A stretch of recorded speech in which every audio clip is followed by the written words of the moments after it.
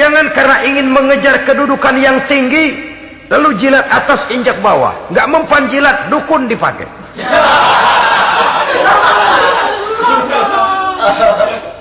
Itu kan sudah membuat kita lalai.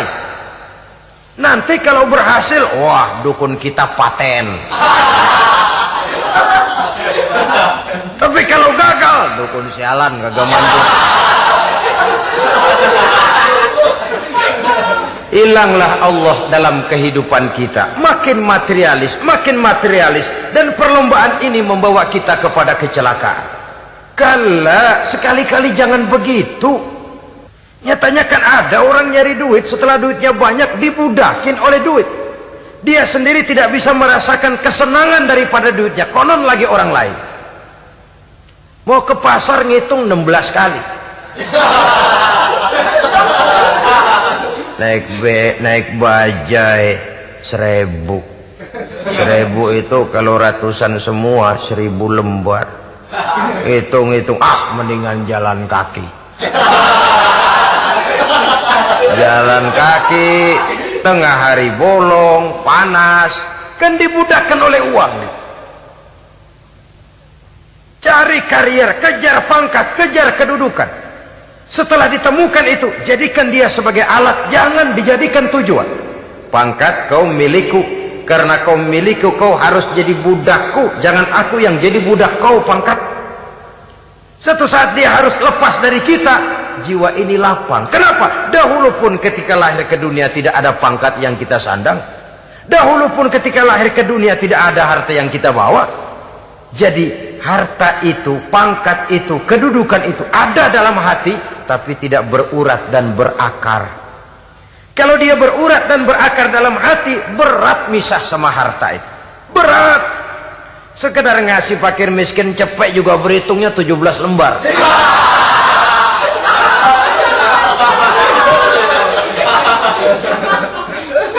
Dengar di kantornya mau ada mutasi, pindah dia dari tempat basah ke tempat kering, baru berita burung udah meriang duluan. Ini nanti bagaimana, itu nanti bagaimana, ini nanti bagaimana. Kan tidak jarang orang yang kena apa istilah kerennya zaman sekarang itu post power syndrome. Post power syndrome ini pernah dianalisa oleh Nabi. Kata beliau, irhamu salasatan minan nas, sayangilah 3 macam manusia.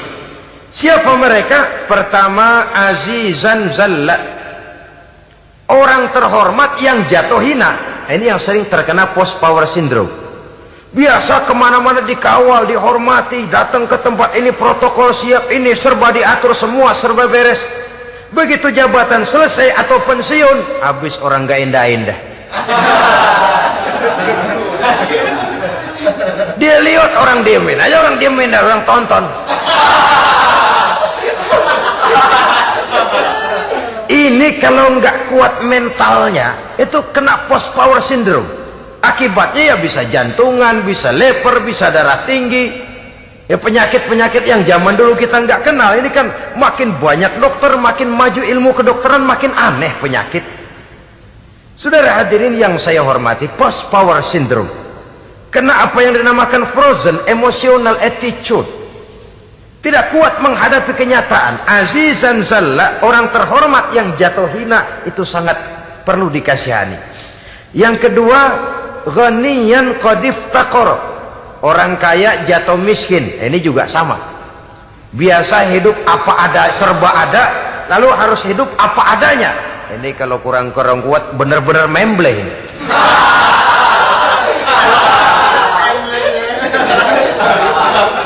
Kalau tidak kuat mentalnya, biasa hidup serba enak, serba nikmat, cuma kerjanya neken cek, main apa itu kredit card, macam-macam fasilitas dipunyai, tahu-tahu jatuh bangkrut, jatuh miskin. Kalau tidak fondasi agamanya kuat, bisa gantung diri, bisa bunuh diri, bisa frustasi, bisa terkena psikosomatik, tekanan jiwa mempengaruhi faktor biologis, timbullah tekanan, terjadilah penyakit aneh-aneh. Al-ghaniyan qad iftaqara, orang kaya jatuh miskin, itu perlu dikasihani. Yang ketiga, wa faqihan yal'abu bihil juhal, ahli fikih tapi dipermainkan oleh orang-orang bodoh. Hanya kebetulan orang bodoh itu punya kekuasaan. Hukum bisa dipesan.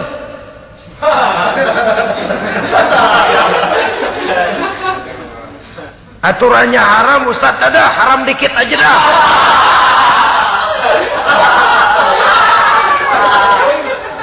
Sibuklah tuan fakih ini, ahli fikih ini mencari dalil kebet sana kebet sini supaya yang tadinya haram benar bisa jadi haram sedikit. Padahal yang minta ini orang bodoh, tidak ngerti agama, cuma karena punya kekuasaan dipermainkan oleh orang yang fakih. Orang yang fakih ini dipermainkan. Kasihan orang yang seperti itu. Wa faqihan yal'abu bihil juhal, ahli fikih tapi dipermainkan oleh orang-orang bodoh. Akibatnya karismanya hilang, wibawanya lenyap. Dia menyangka bahwa dengan mengharam-haram sedikit-sedikit itu dia bisa mendapat keuntungan yang berganda-ganda, padahal akibatnya itu hanya akan membawa kecelakaan saja. Allah peringatkan benar, kala sekali-kali jangan begitu. Cari uang yang banyak silahkan, ngejar kedudukan yang bagus boleh, bikin rumah yang hebat silahkan, ada kendaraan bagus silahkan, tapi jangan sampai kamu terjebak kepada sirkuit celakai, perlombaan yang tidak ada garis finishnya. Sering dicontohkan orang menghayal, melamun, kamu kenapa enggak mau ibadah? Lah bagaimana mau sembahyang, saya di Jakarta masih ngontrak.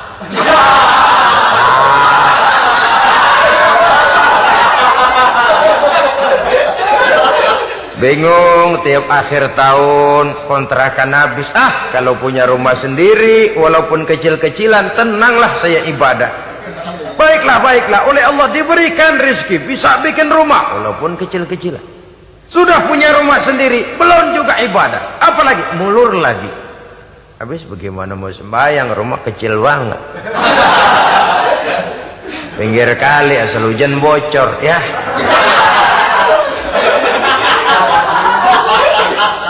Kalau bisa punya rumah permanen, rajin dah ibadah dah.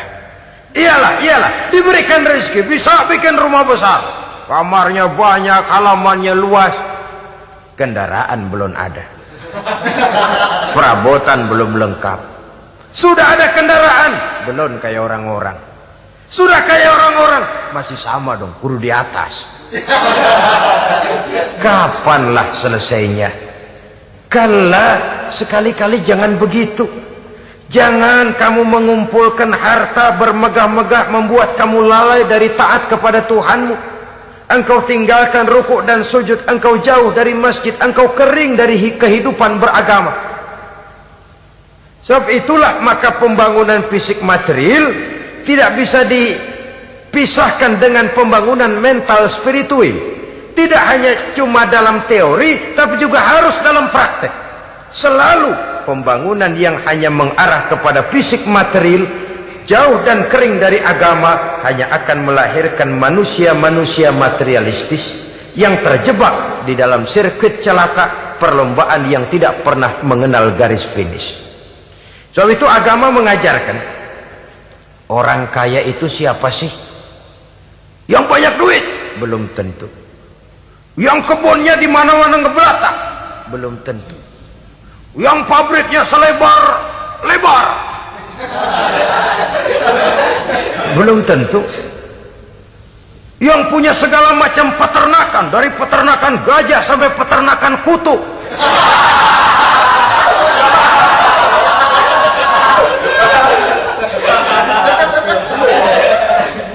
Belum tentu. Agama memberikan tuntunan yang sangat luhur. Orang kaya itu adalah orang yang hidupnya cukup. Orang miskin itu orang yang selalu merasa kurang. Bagaimanapun banyak duit saudara miliki, kalau masih merasa kurang, masih miskin saudara. Saya punya uang 1.000 rupiah, Anda punya uang 1 juta rupiah. Mungkin saya lebih kaya dengan uang yang 1.000 ketimbang Anda 1 juta. Kenapa? Dalam tangan saya uang 1.000, besar artinya, sesuai dengan kebutuhan saya. Tapi di tangan Anda uang 1 juta, kebutuhan Anda lebih besar daripada itu lagi. Maka agama mengajarkan sifat qanaah, merasa cukup, dan itulah sumber kekayaan yang hakiki. Orang kaya adalah orang yang hidupnya cukup. Kalla saufa ta'lamun, jangan begitu, nanti kamu akan tahu. Summa kalla saufa ta'lamun, jangan sekali-kali begitu, suatu saat kamu pasti akan tahu. Kalla law ta'lamuna ilmal yaqin, thumma latarawunnaha 'ainal yaqin, thumma latus'alunna yawma idzin 'anin na'im. Nah, kapan perlombaan ini akan menyadarkan orang biasanya? Hatta zurtumul maqabir, sampai kamu dekat ke liang kubur. Itu biasanya kalau istilah orang sekarang baru ngeh. Asal sudah napas sampai tenggorokan disambung dengan selang, sudah Senin Kemis dibantu dengan alat picu jantung, gerak gerak gerak gerak, sudah kayak orang mau gergaji kayu. Dikala itu barulah sadar orang biasanya. Dan kesadaran semacam itu, kesadaran yang terlambat, kesadaran ala Fir'aun. Fir'aun selagi hidup diajak beriman dan nehi aja.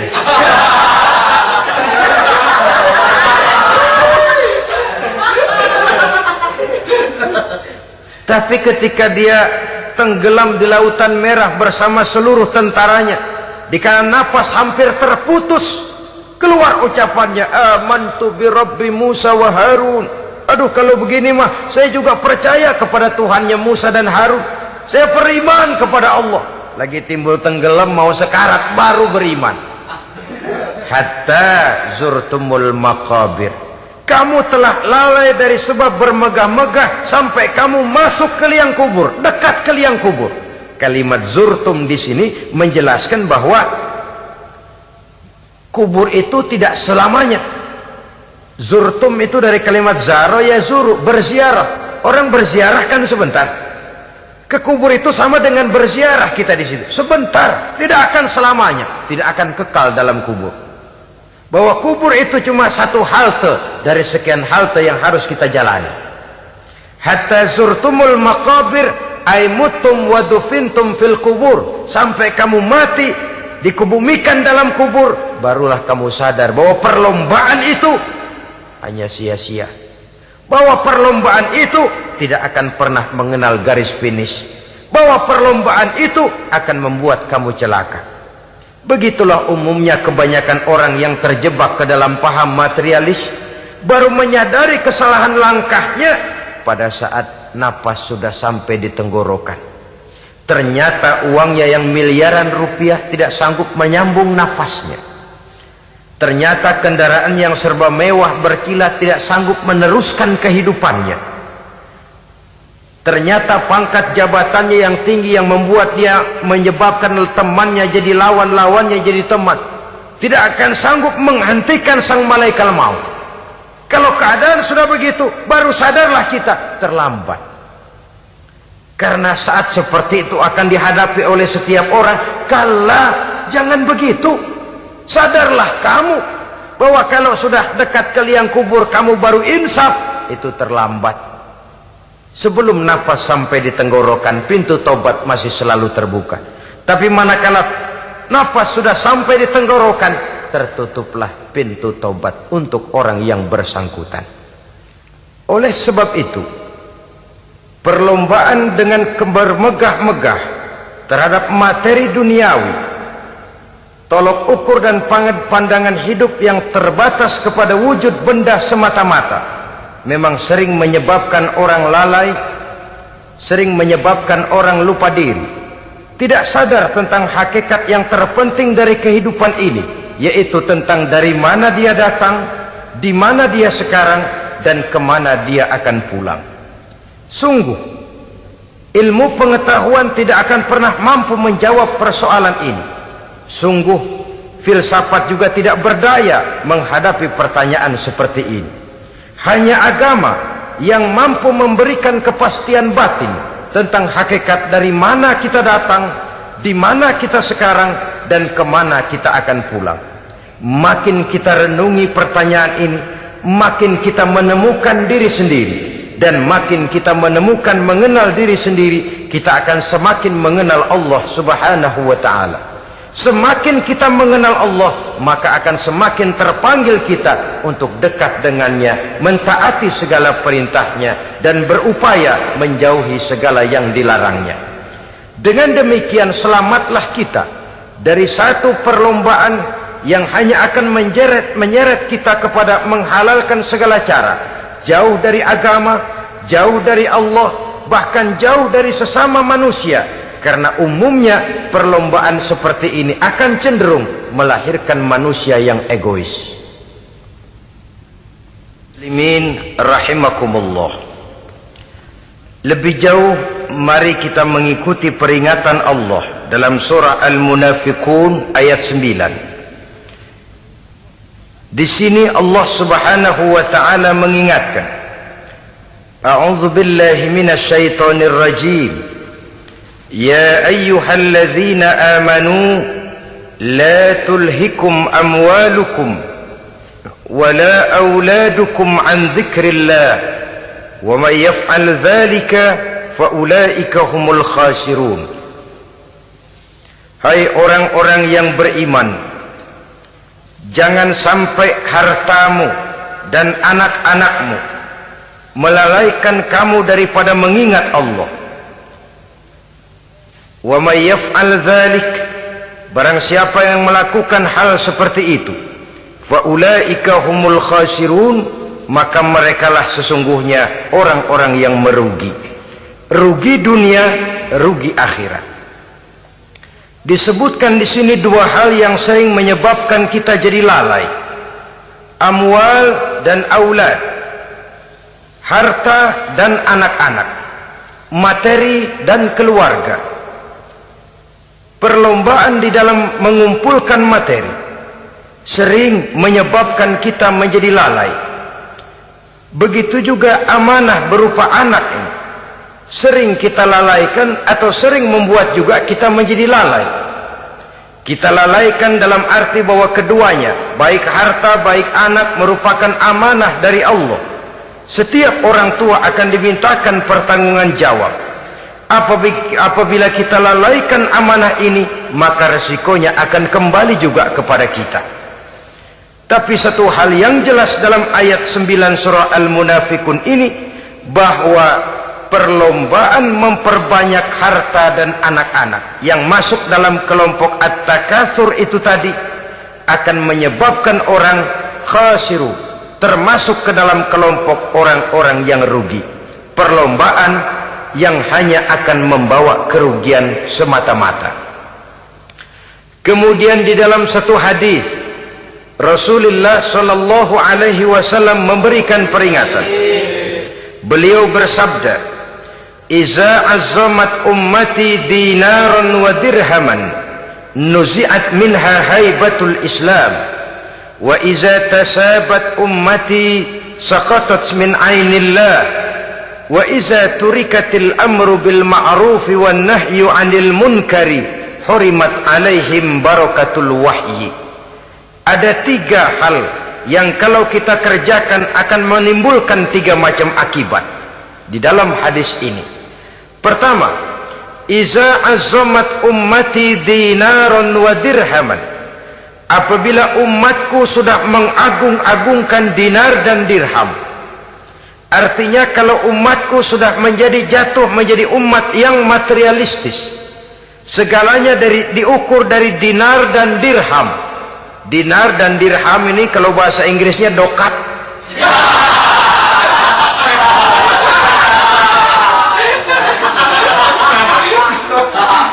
Segalanya diukur dari segi dinar dan dirham saja. Nuzi'at minha haibatul Islam, akan dicabutlah kehebatan Islam dari mereka. Memang ada kalanya kita berkata bahwa tanpa uang kita tidak bisa berbuat apa-apa. Tapi kalau itu dijadikan landasan dari segala sesuatu, itu yang dijadikan ukuran, itu yang dijadikan tujuan, kita hakikatnya sudah gagal sebelum melangkah. Apapun saja profesi kita, apabila sudah menjadi pendewa dinar dan dirham, akan hilanglah kehebatan Islam, akan dicabut kehebatan Islam itu. Umat Islam bisa dibeli, ulama bisa dikontrak, kiai bisa dicarter.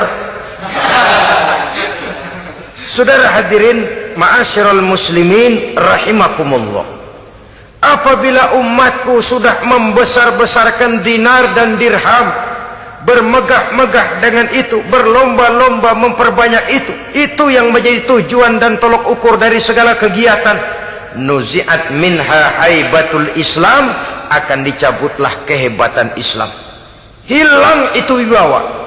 Walaupun dia bernama umat mayoritas dalam jumlah, tetapi dia minoritas dalam peranan, mayoritas dalam bilangan, tapi minoritas dalam percaturan kegiatan hidup ini. Kita ingat di zaman pengembangan Islam di masa Rasulullah sallallahu alaihi wasallam, mereka berlomba-lomba mengorbankan dinar dan dirhamnya untuk kepentingan agama, bukan mengorbankan kepentingan agama untuk mencari dinar dan dirham. Kita di zaman sekarang sering terjadi penjungkiran nilai, terbalik yang kita amalkan.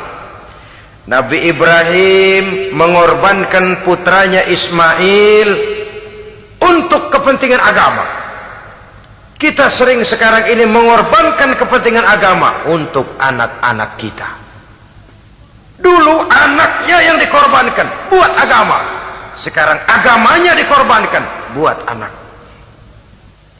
Dulu dinar dan dirham dibelanjakan untuk menopang agama, sekarang agama dijadikan alat untuk mencari dinar dan dirham. Saudara-saudara kaum muslimin rahimakumullah, memang apabila dinar dan dirham digunakan untuk penyangga perjuangan, itulah idealnya. Saya katakan tadi, dinar, dirham, uang, dunia cuma sekedar alat, bukan sekedar tujuan. Kita memerlukan alat ini.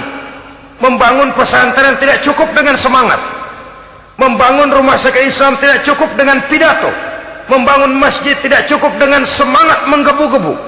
Kita perlu semen, kita perlu pasir, kita perlu batu kali, kita perlu besi, dan itu semua beli.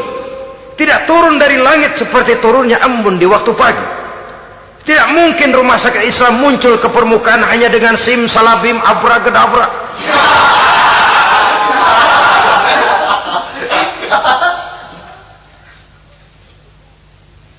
Oleh sebab itu, saya bersyukur kecenderungan belakangan ini pengajian-pengajian akbar di berbagai tempat tidak hanya sebagai ajang untuk menanamkan akidah, membina ukhuwah, tapi juga menjadi sarana di mana kita mengumpulkan dana, menghimpun potensi umat, menginventarisir potensi untuk kepentingan pengembangan daripada agama.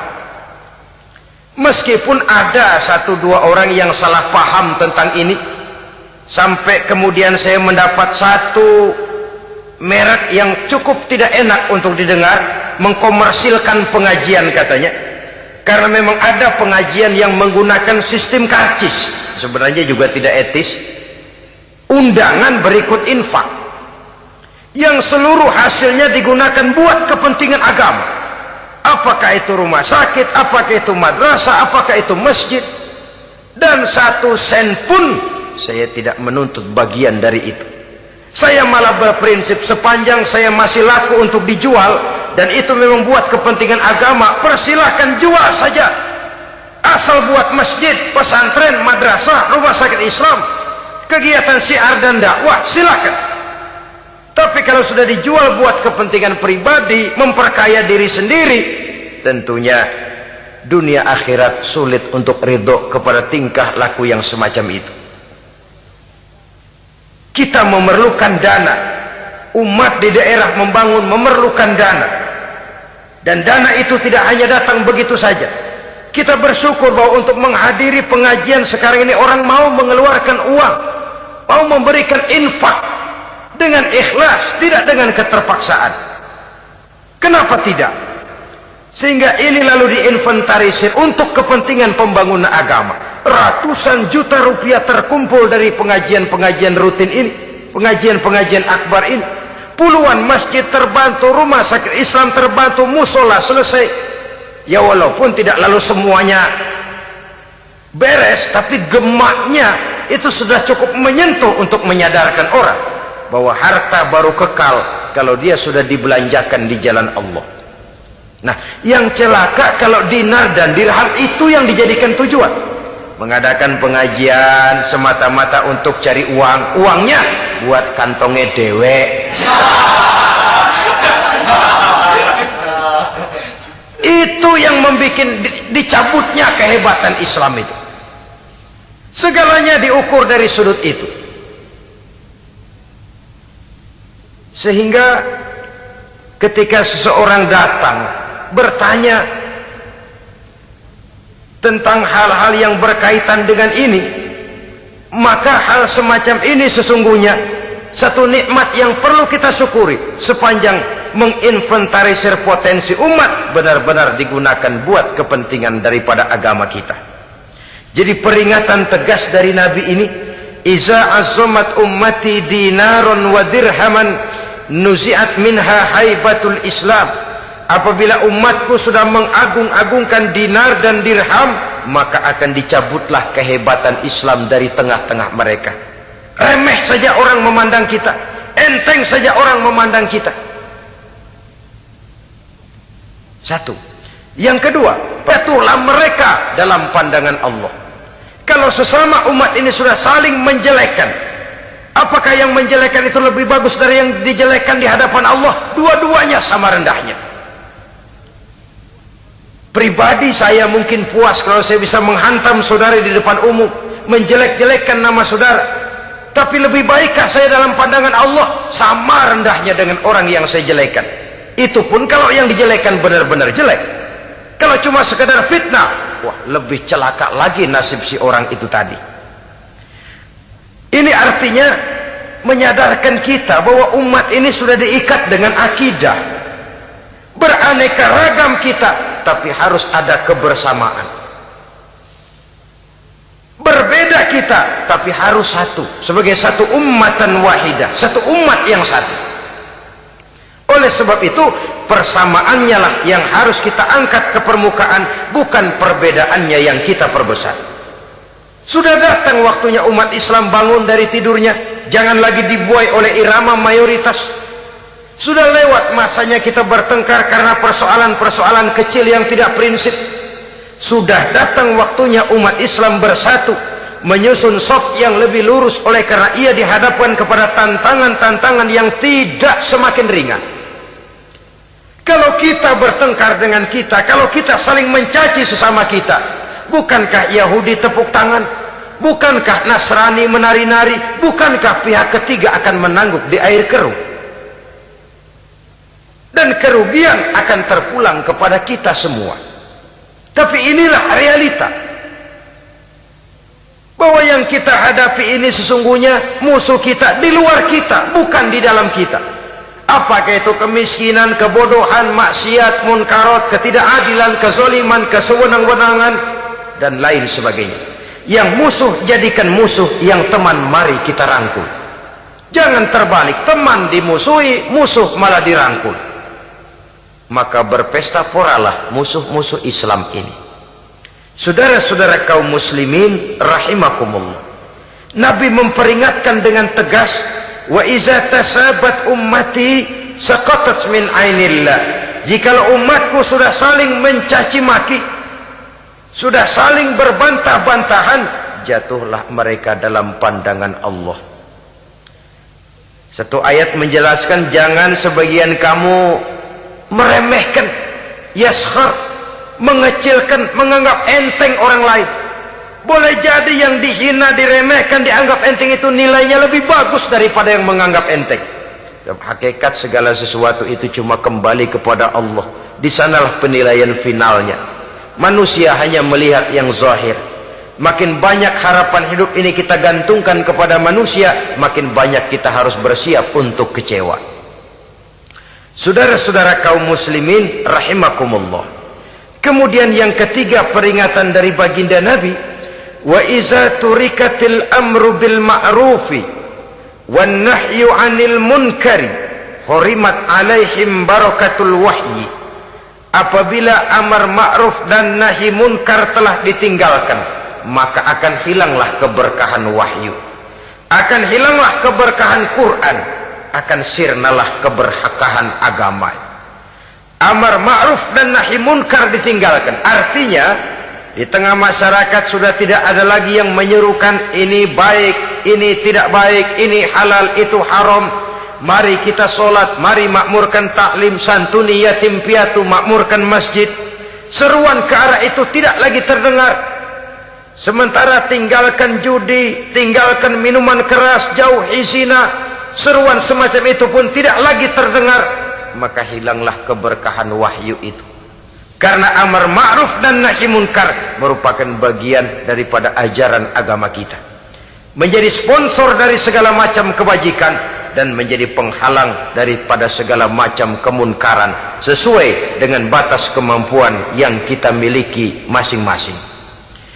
Nah, saya kembali kepada persoalan pokok di awal pembicaraan tadi.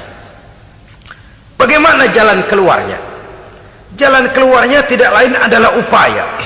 Bagaimana kegiatan yang sifatnya fisik material ini diimbangi dengan kegiatan yang bersifat mental spiritual. Upaya menghidupkan majelis-majelis taklim, upaya memakmurkan masjid-masjid sebagai laboratorium rohani untuk mewujudkan keseimbangan dalam pola pikir yang akan berlanjut dalam gerak hidup yang kemudian akan tertuang dalam segala perbuatan manusia. Apabila sudah terwujud kepincangan dalam pola pikir, akan pincanglah caranya bertindak dan berbuat, akan pincanglah pandangan hidupnya, akan pincanglah orientasinya di dalam kehidupan ini. Oleh karena itu, Islam dalam berbagai aspek kehidupan mengajarkan sistem keseimbangan. Mencari harta boleh, tapi tidak boleh keluar dalam kerangka fastabiqul khairat. Berlomba-lomba silahkan, tapi untuk kebaikan, bukan untuk bermegah-megah, bukan untuk menumbuhkan gengsi, bukan untuk meninggikan prestise dan harga diri, tapi fastabiqul khairat, berlomba-lomba di dalam mengejar kebajikan, di dalam menyebarkan kebaikan. Bukan sekedar berlomba-lomba, tapi tolong menolong, bantu membantu. Ta'awanu 'alal birri wat taqwa wa la ta'awanu 'alal ismi wal udwan. Bertolong-tolonganlah kamu di dalam kebaikan dan takwa, jangan bertolong-tolongan di dalam perbuatan dosa dan permusuhan. Kerjasama di dalam kebaikan, kerjasama di dalam ketakwaan. Ada satu contoh yang menarik bahwa umat Islam di dalam ia menjalin kebersamaan itu harus seperti orang main sepak bola. Saudara lihat, orang main sepak bola, kalau pertandingan belum dimulai, silahkan kumpul di luar lapangan, atur strategi yang baik. Tapi kalau pertandingan sudah dimulai, turun ke lapangan hijau, jangan kumpul terus. Masa ada sepak bola gotong royong, groyok ke sana, groyok ke sini, ya kalah terus. Harus ada yang jadi penyerang tengah, kan begitu toh sepak bola. Harus ada yang jadi kiri luar, kanan dalam, striker, back, penjaga gawang. Yang penting kerjasama, teamwork, lalu mampu menciptakan operan-operan. Yang jadi back jangan ngiri sama yang jadi penyerang tengah. Jangan hasut, sebab bagaimanapun juga andai kata si penyerang tengah berhasil menjaringkan bola ke gawang lawan, kan kemenangan bukan kemenangan satu orang, kemenangan satu kesebelasan, kemenangan satu tim. Ini yang sering terjadi, back ngiri sama penjaga gawang, lalu penjaga gawang ngiri sama penyerang tengah, penyerang tengah ngiri sama kiri luar. Ya kapan mau menggolkan ke gawang lawan? Kita ini satu kesebelasan, posisi boleh berbeda. Umat Islam itu harus ada yang jadi camat, lurah, bupati, gubernur, menteri, jadi jenderal, jadi konglomerat, jadi pengusaha, jadi teknokrat. Yang penting kerjasama, teamwork, mampu menciptakan operan-operan yang akurat. Diego Armando Maradona, enggak pakai dia, enggak. Itu katanya maha bintang, gagah, hebat. Bintang lapangan hijau. Kapan Maradona hebat? Kalau ditunjang oleh 10 temannya yang lain, merupakan satu kesebelasan. Bagaimanapun hebatnya Diego Armando Maradona,